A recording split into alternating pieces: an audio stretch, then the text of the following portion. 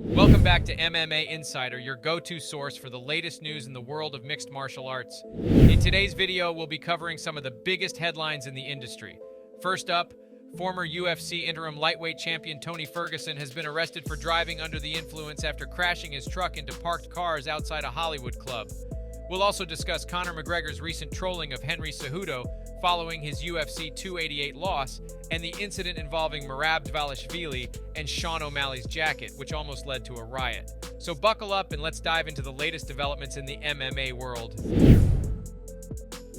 Reigning UFC bantamweight champion Aljamain Sterling retained his bantamweight title by capturing a split decision victory over former division title holder Henry Cejudo in the UFC 288 pay-per-view main event last Saturday night inside Prudential Center in Newark. After Sterling was declared the winner and Team Cejudo exited the cage, and Sean O'Malley stormed the octagon to face off against Sterling and set up a potential championship showdown for later this year, which led to a heated exchange.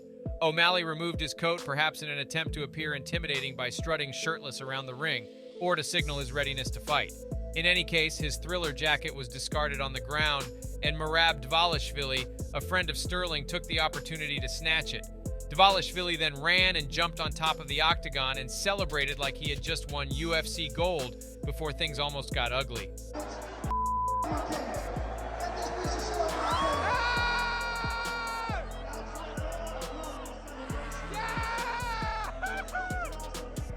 Once O'Malley noticed his coat had been stolen, he ran over to confront Dvalishvili and was only stopped from getting into an angry confrontation with him by UFC security. In my opinion, Dvalishvili's quick thinking and agility in seizing the opportunity to take O'Malley's Thriller jacket were impressive and entertaining. He definitely deserves a Performance of the Night bonus for that move. Tony Ferguson apparently crashed his pickup truck into two parked cars outside a Hollywood club just before 2 a.m. His truck flipped on its side. Miraculously, he was not injured, nor was anyone else. According to law enforcement sources, Tony refused to take a field sobriety test and was very uncooperative at the scene. According to our sources, the cops who eyeballed him say he reeked of alcohol and had bloodshot eyes. Tony was arrested at the scene and is facing misdemeanor driving under the influence. He's also facing license suspension for refusing the field sobriety test. During UFC 288 Media Day last week, Cejudo was randomly asked if he'd coach Conor McGregor, to which he turned down, citing McGregor took things too far with his trash talk. Well, it did not take long for Conor McGregor to take to social media to congratulate Sterling for his win and jokingly rip Cejudo's game plan. He went on Twitter and posted the following messages. Coach McDaddy in the place. Congrats, Funkmaster. Great fight. I knew you were going to win that, my man. Easiest money I've ever made. I went shopping in advance and got everything Gucci'd out. Easiest money I've ever made. Not a scratch on Aljo. Congrats, Funkmaster. Good little fighter is Henry, but give it a rest with these agendas all the time. The guy has sub 20 fights in his career. His little feints and all. Please teach me, mastermind. Done the splits. Cejudo was asked about McGregor's comments during the UFC 288 post-fight press conference, and he brushed them off. Here are his exact words. Man, Conor McGregor doesn't get shit on my resume. That's all I gotta say.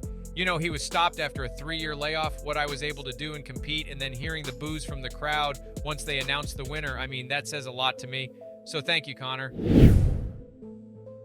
On August 5th in Dallas, Jake Paul and Nate Diaz are set to headline a boxing pay-per-view event. It will be a highly anticipated fight, but Dana White doesn't have much of an interest in it. As well, he says it is funny that once Paul loses to an actual boxer, he goes back to fighting 40-year-old MMA fighters. During his conversation with the media, Dana said the following. I don't know, man. I've been trying not to criticize it. I like Nate. Nate and I have a good relationship. Jake Paul went out and fought a real boxer who was his age, his weight, and he lost. So as soon as he loses, he goes back to a 40-year-old MMA fighter who's smaller than him. It's just one of those fights that I know that some people are into this. It's just not what I'm into. It's not my thing.